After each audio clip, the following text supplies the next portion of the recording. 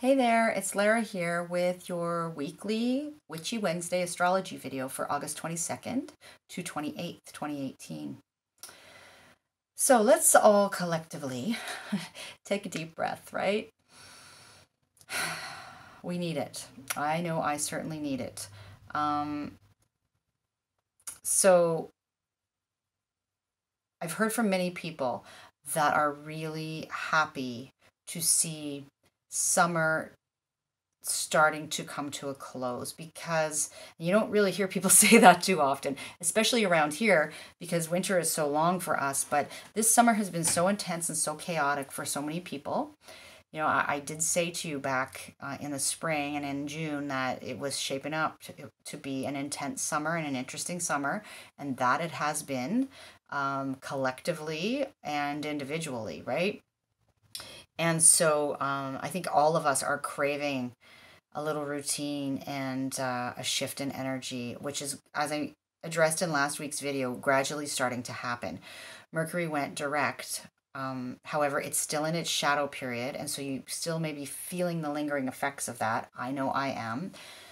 I in last week's video, it was very frustrating for me to get that done for you, and you may have sensed that in the video, and I apologize for that, but I've been having nonstop technology glitches, and it happened again this week with this video and with my computer. Other things have eased up a bit in terms of the communication delays and, travel kind of related issues and just a general sense of anxiousness. That kind of thing has started to wane a bit, but I'm still seeing these technology glitches. And so hoping that as Mercury eventually moves out of its shadow period on September 2nd and starts to move into new ground, that I can say bye-bye to that for a while anyway. And what I mean by shadow phase is, so all the planets go retrograde at some point, right? It's just we hear about Mercury most often because it moves faster. So a Mercury retrograde happens more often than any other retrograde. And so to give you a visual, so a planet, let's say Mercury, is moving through the sky, going forward. Then it will stop or station, and it starts to move backward. That's retrograde. It's actually not moving backward. It just appears to be moving backward from our perspective on Earth. So it's covering that same territory it already covered, right? A second time. Then it stations again, and it starts to move forward again. But it's covering that same territory a third time. So this third pass is what we call the shadow phase. And then it will get to the point where it was when it first started moving backward, and it will start to cover new ground, right? And so that shadow phase can be sort of the lingering effects, right? It's cleaning up, it's sweeping up the remainder of whatever it was there to review and take care of, and then it will move on.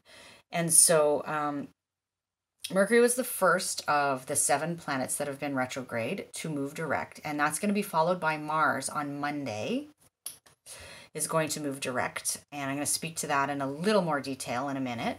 And then, as you heard me say in last week's video, gradually things will start to shift, and the other planets will start to go forward, and everything will be moving in a forward direction.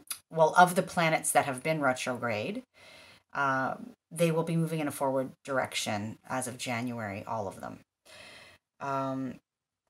But there's been a real sense of frustration, as I said, right? And some intensity definitely this summer. So it's really a welcome shift in energy that gradually is happening now.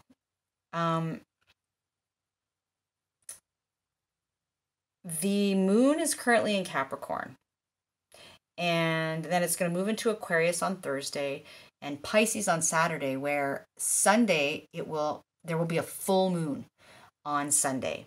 And I'm going to speak to that later on in the video in more detail and speak to where that falls for each of the signs, right? And it's a really beautiful,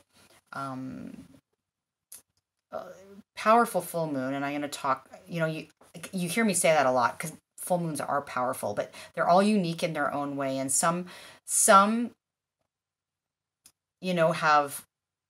are more intense, and some are more beneficial. And this one has some really supportive energies surrounding it. So I'm going to talk to you about that in a few minutes.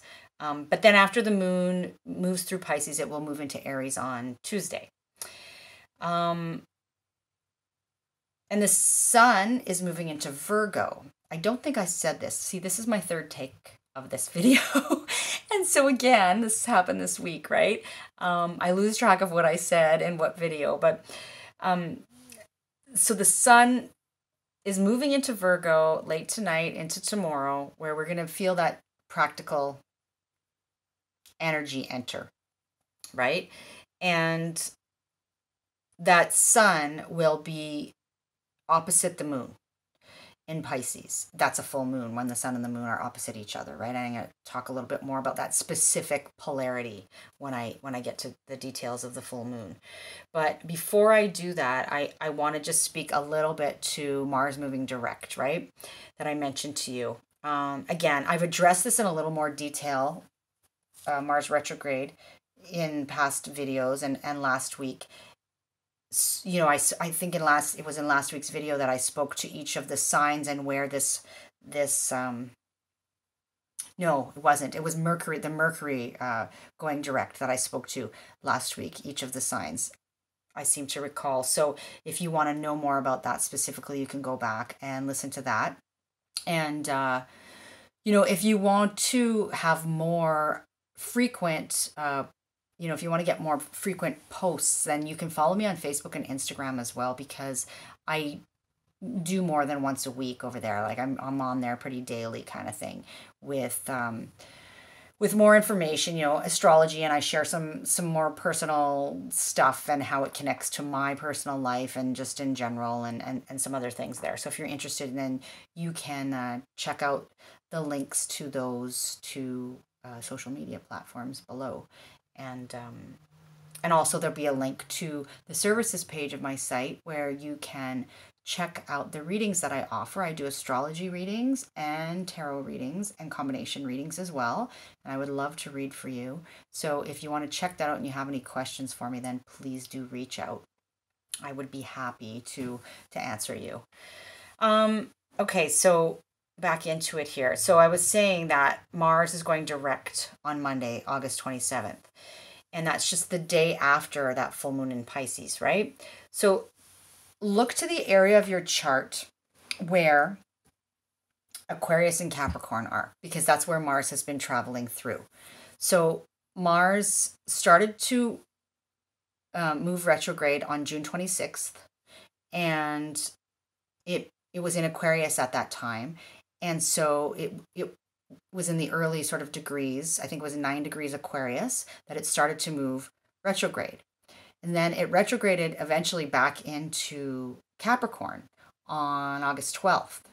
And so covered the latter degrees of Capricorn. And now on Monday at 28 degrees Capricorn, it will station direct and start moving forward again.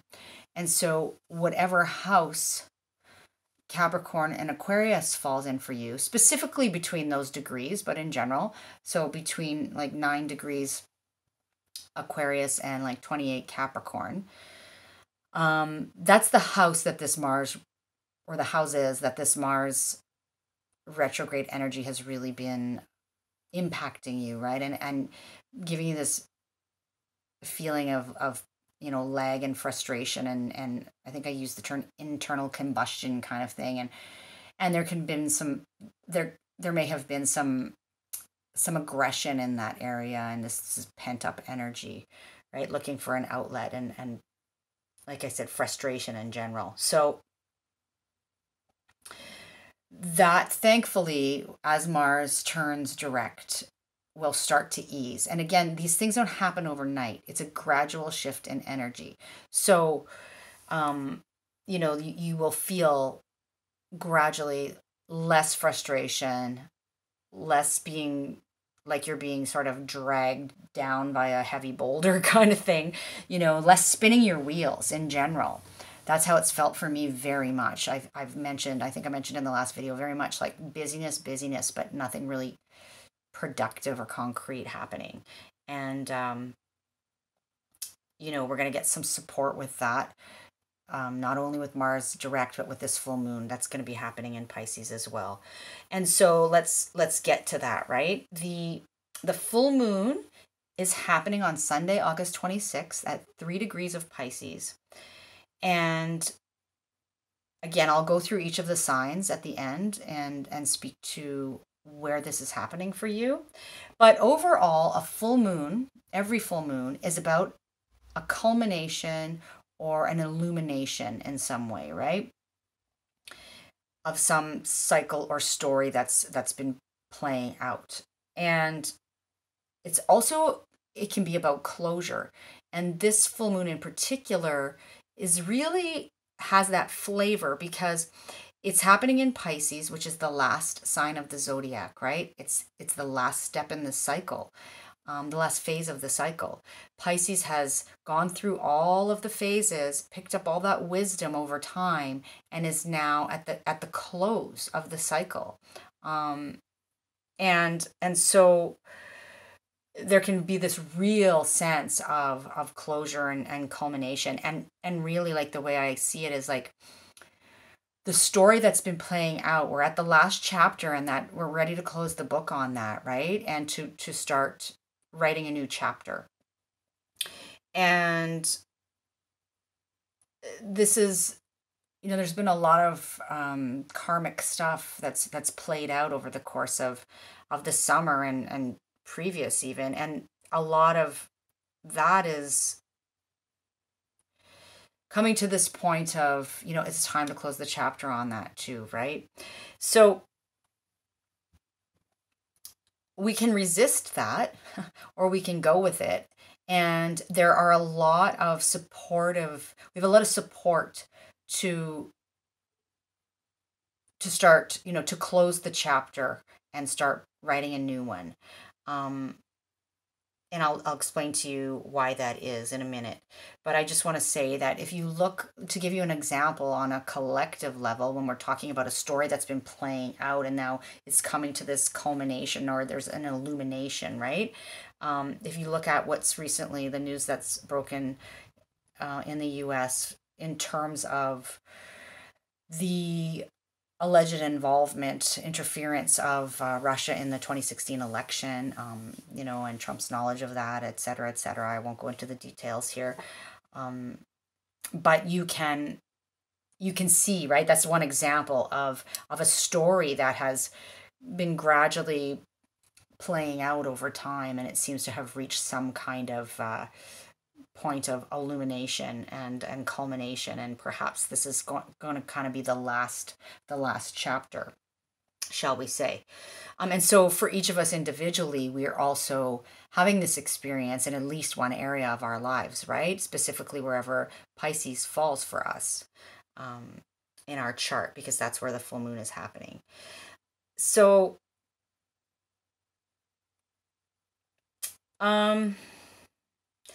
the axis of Pisces Virgo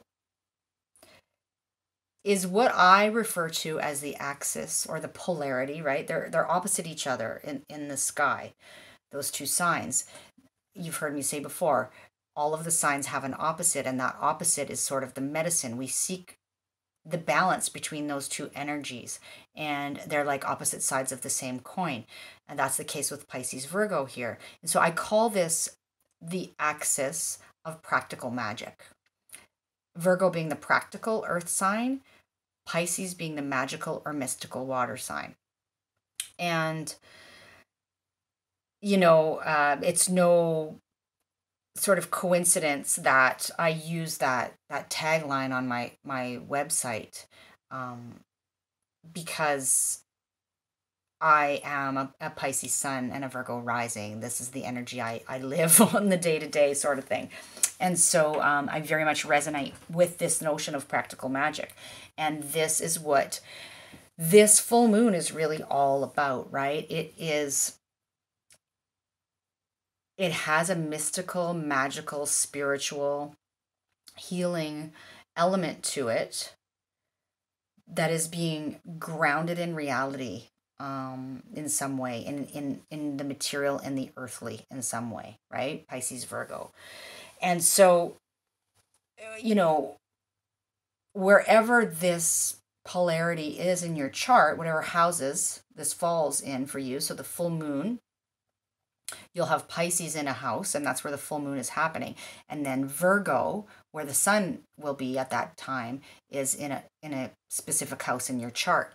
And so those two houses, that's where you feel that sort of need for balance, that push and pull, that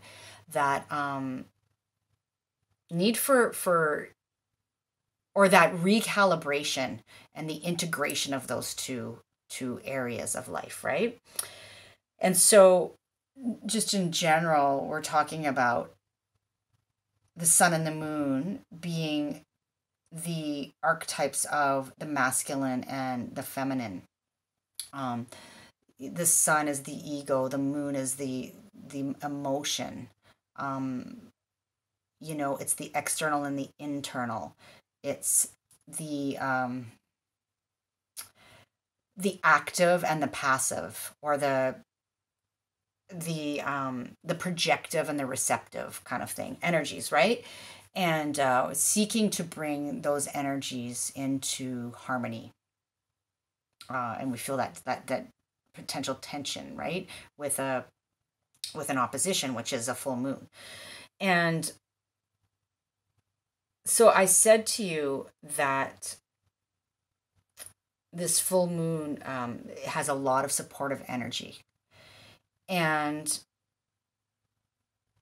that's because, I'm going to show you the chart here. There's something, these aspects that are happening at the time of the full moon are forming what we call a kite formation in the sky. And so I drew up the chart and I took out a lot of the different aspects to make it less busy. But then I just went over in marker with I went over the specific aspects. And remember, an aspect is just a conversation between planets, right? That are forming this kite formation. And so here we have the sun in Virgo, the moon in Pisces, that's an opposition, right, across from the sky. And then we have this beautiful triangle, which is forming what we call a grand trine in Earth, because the sun is in the Earth sign of Virgo, Saturn is in the Earth sign of Capricorn, and Uranus is in the Earth sign of Taurus. So we have that energy in the mix here, supporting. And then we also have this supportive energy of two what we call sextiles. So sextiles are conversations of like opportunity, right? And so we have Uranus in Taurus sextiling the moon in Pisces, and then the moon in Pisces also in a sextile with Saturn in Capricorn. So, you know, Saturn in Cap, the moon, Uranus in Taurus, the sun, these are the major players here in this full moon.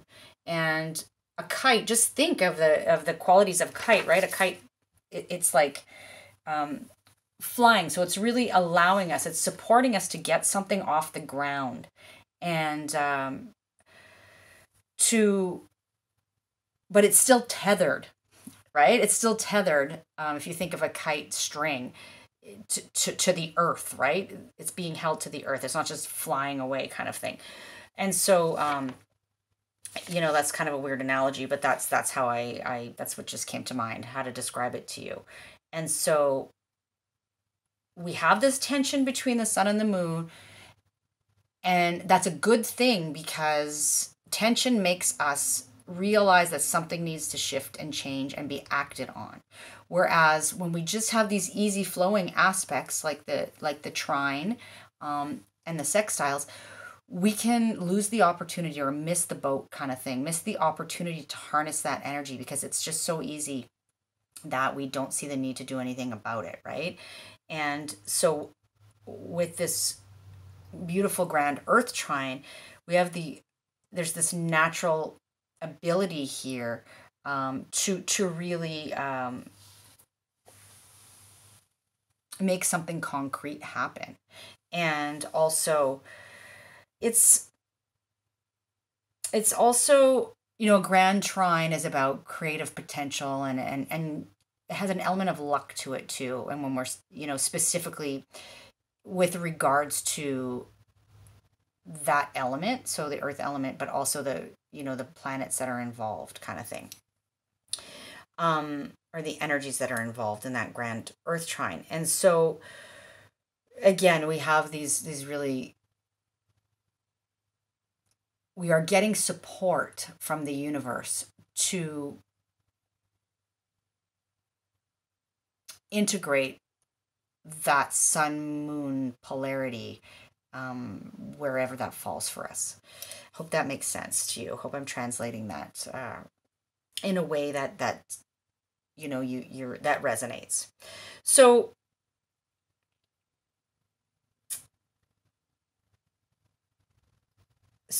there is this potential for more ease in getting your work done. Like, these are just some basics kind of thing. Creating something, as I mentioned, sort of material, sustainable, long lasting. Perhaps getting some finally getting some recognition, or getting somewhere for your past efforts, kind of thing. And also positive changes, right? There's perhaps greater ease with being yourself, really, and really kind of being more comfortable in that as well. So just to speak a little bit further about the energy or the qualities of Pisces. Pisces, I already mentioned, last sign of the zodiac, sort of has this intuitive wisdom, right? Because it's been there, done that, and knows that it's not just all about this earthly plane. There's more to life and to us than meets the eye. And Pisces just wants to kind of merge with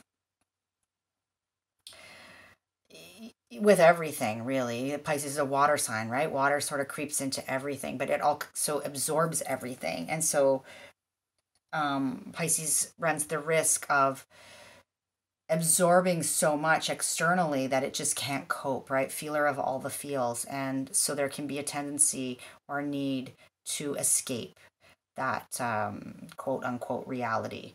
And because sometimes it can just be a little bit too much, it's too overwhelming, too painful. And if somebody with a lot of Pisces energy doesn't harness that or deal with that sense of potential overwhelm in healthy ways, then it can go awry, and they can seek, numbing out or what have you, in unhealthy ways, right?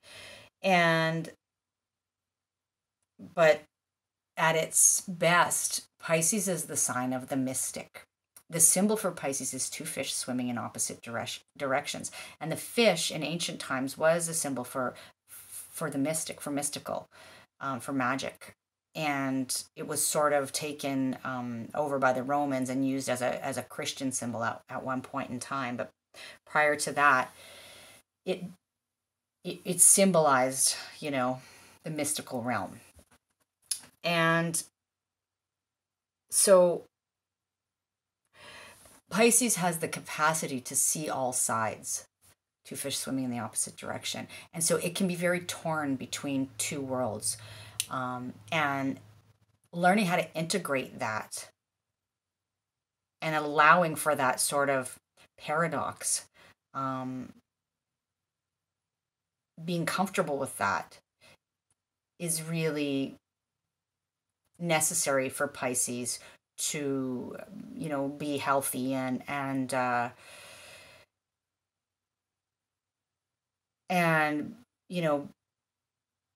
be the sort of optimal Pisces kind of thing. And I'm not just talking about specifically Pisces sun, but there is that, but Pisces rising, Pisces moon, anybody with a lot of Pisces energy in their chart. I'm speaking about that. And we all have Pisces somewhere in our chart, right? Pisces will sit in a specific house for you. It's a specific life area where you have that Pisces energy. And so what Pisces needs is some grounding, that balance, that Virgo medicine, right? That practicality. So,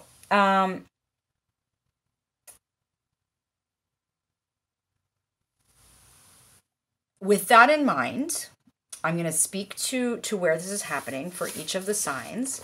And, you know, so as not to repeat myself too much, I just want to say that as I'm speaking to the specific life area where this is falling for you, keep in mind these qualities that I've been talking to you about, and this Pisces Virgo polarity, right? The practical magic, the notion of practical magic. So the notion of something, you can make magic happen, is basically what I want to say here, I think, in whatever area of life that this full moon is falling for you. And that may require you to really take off the rose-colored glasses, be willing to close that chapter, right, on the past, and but you have support to do that. There is support for you to do that. So, okay, I'm going to speak to Pisces first, because Pisces, this is happening in your first house, right? And this full moon is happening in your sign. And so this can be the chance for you to really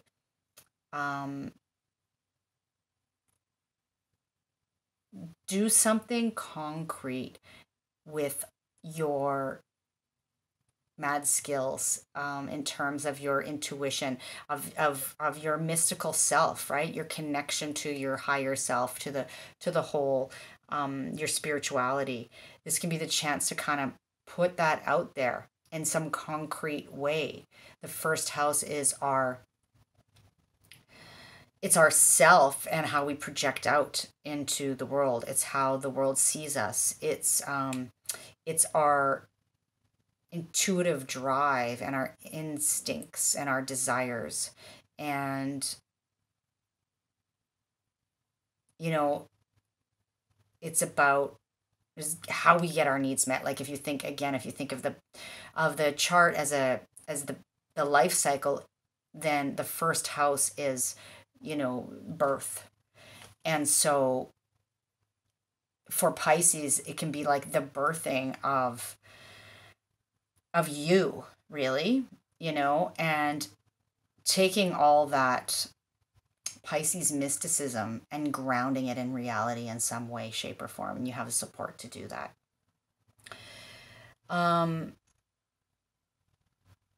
And it's also, before I move on, I just want to say, it's also like about relationship in a sense, right? Because the first house is the relationship to the self.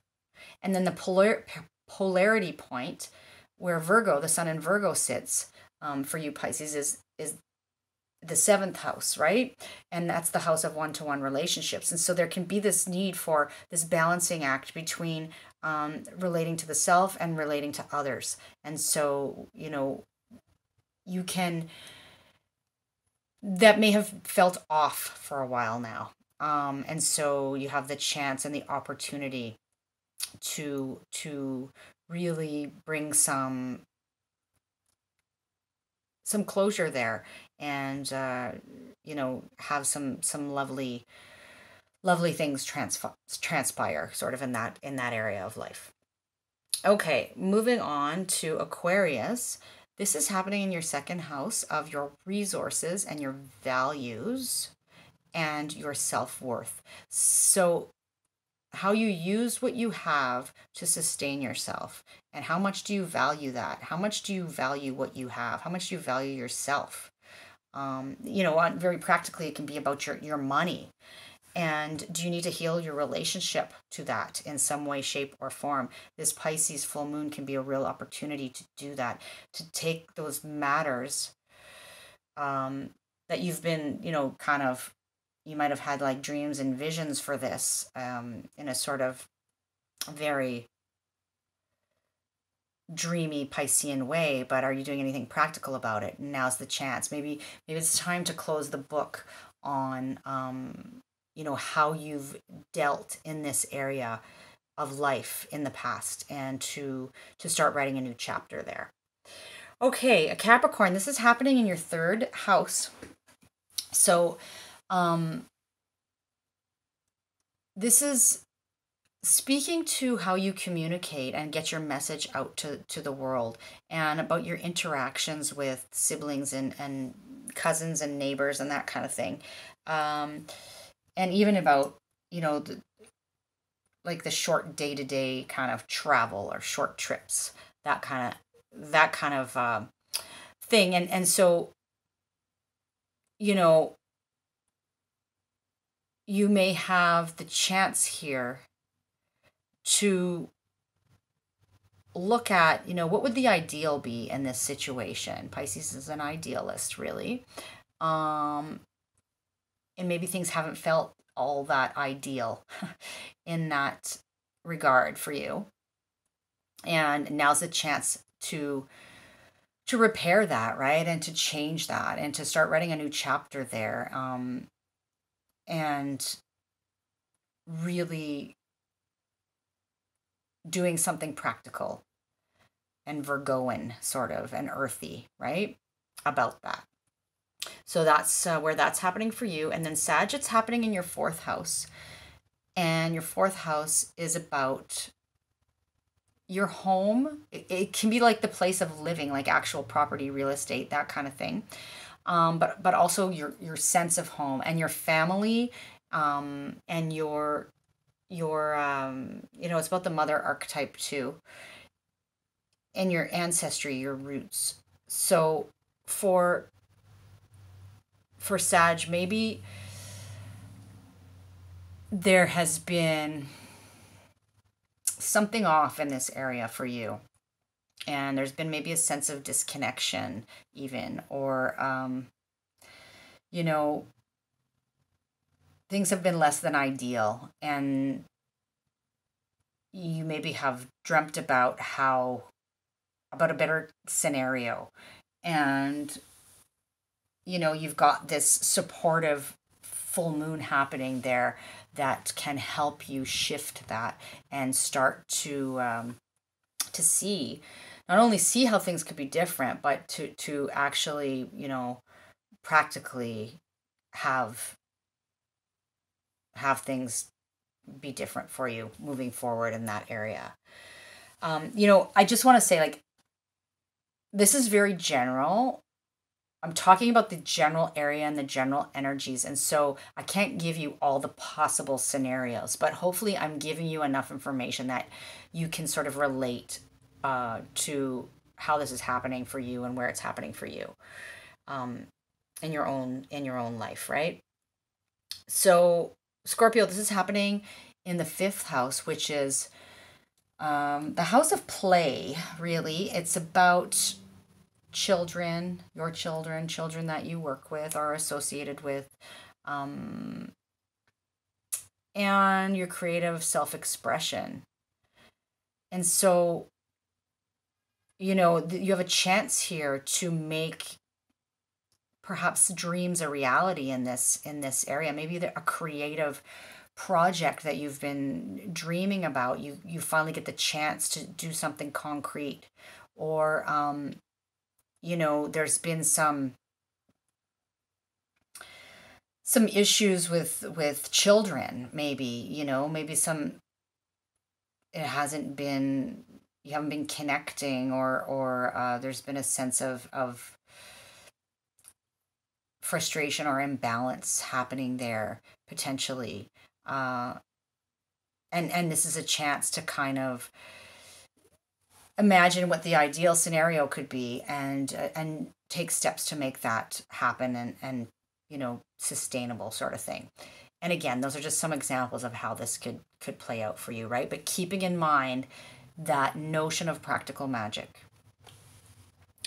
Libra, this is happening in your 6th house. And so, that your daily routines, and in terms of your your day-to-day work, but also anything relating to your health and wellness routines. And even pets too falls in this area. Like could have felt a little off, for lack of a better word there. And maybe you've had these visions of how things could be better and different in this area. And now you've got this chance to make that more of a reality in your life, right? And to take some practical steps there, and you have the support to overcome the obstacles and follow the vision for yourself in this area of life. Virgo, this is happening in your 7th house of one-to-one relationships that you have with, like marriages, any kind of close partnership. I even consider close friendships that sort of feel like family in this house, whereas the 11th house is more groups of friends. I see this as more one-on-one friendships, marriages, close partnerships, business partnerships, even one-to-one partnerships that are not necessarily that amicable, so a bit of competition or rivalry. Those kinds of partnerships too fall into this house. And so again, maybe there's been a sense of lack of connection there, and something's just feeling not really great in that area of life, and you want it to be better, but up until now that's just sort of been an idea, right? Or a vision. And now you've got the chance to kind of, for something concrete to happen there, in terms of the healing of that area of life, or closing the chapter on the past there, and opening a new chapter. For Leo, this is happening in your 8th house. So this is largely about power and control, and where you feel powerful and where you feel powerless in your life.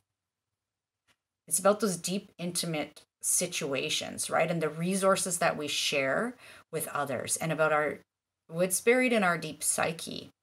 And there could have been just some a lot of stuff going on in this area, especially Leo, because you've had those eclipses going on, the last one in particular, in your sign. But a real feeling of unease here, and what can I do about it, and that kind of thing. And so now you've got this magical healing energy of Pisces illuminating things, and then the support of the Kite Formation to help you get a handle on where things need to go from here, right? And what you can practically do about that. So that's for you, Leo. And for Cancer, this is happening in your 9th house. So this is all about perhaps, long distance travel plans or visions for that. It's about your connection to people far away, foreign cultures. It's about seeking the truth as well, and about your belief system and your philosophy and your worldview, how you see things, right? And how you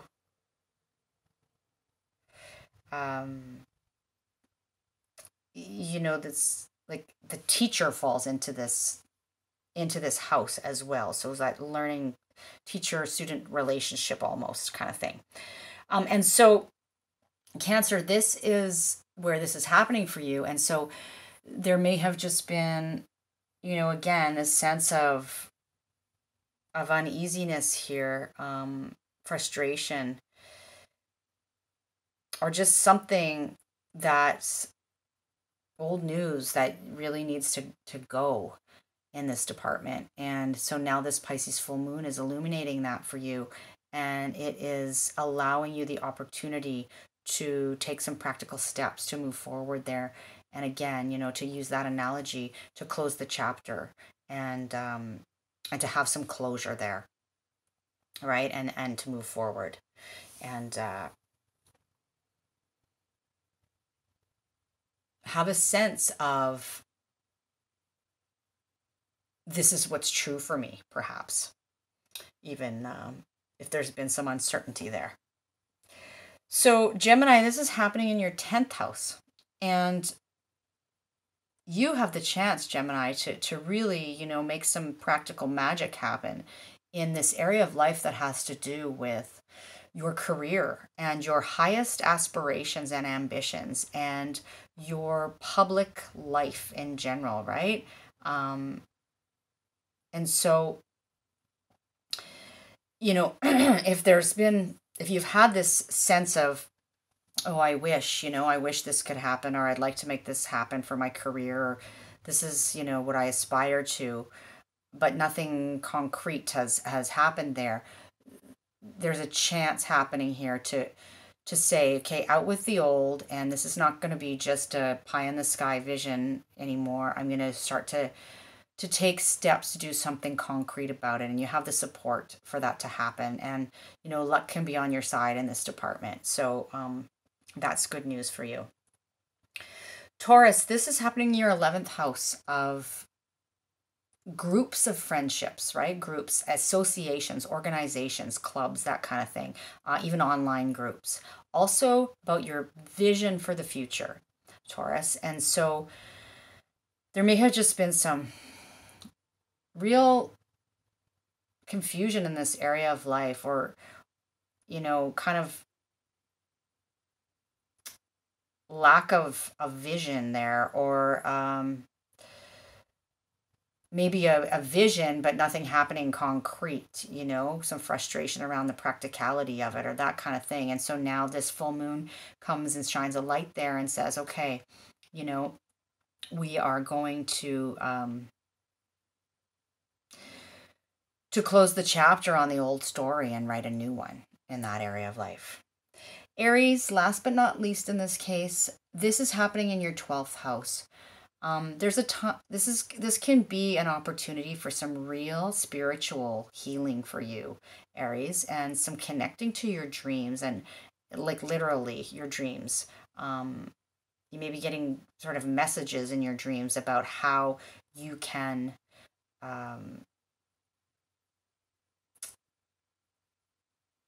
take practical steps to heal yourself on a deep sort of soul level. And also this can be about healing your tendency to self-sabotage, if you've been doing that. And,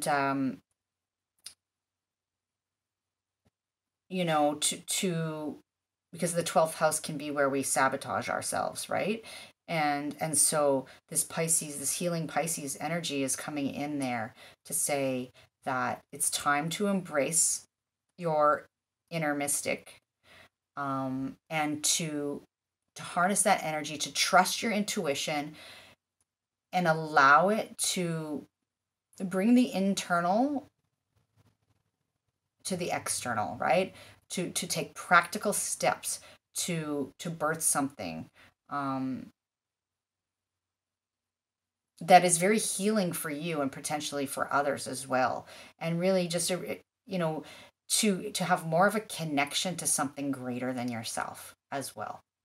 So hopefully that makes sense. All right, so that's the 12 signs, and that's my take on it. And again, speaking very generally, if you want specifics about your own birth chart, then please do reach out to me, as we can go into a lot more detail about things for you. And I've been having, some recent feedback from people that's really great about them really not thinking much of astrology. And then they just decided to have a reading just to see.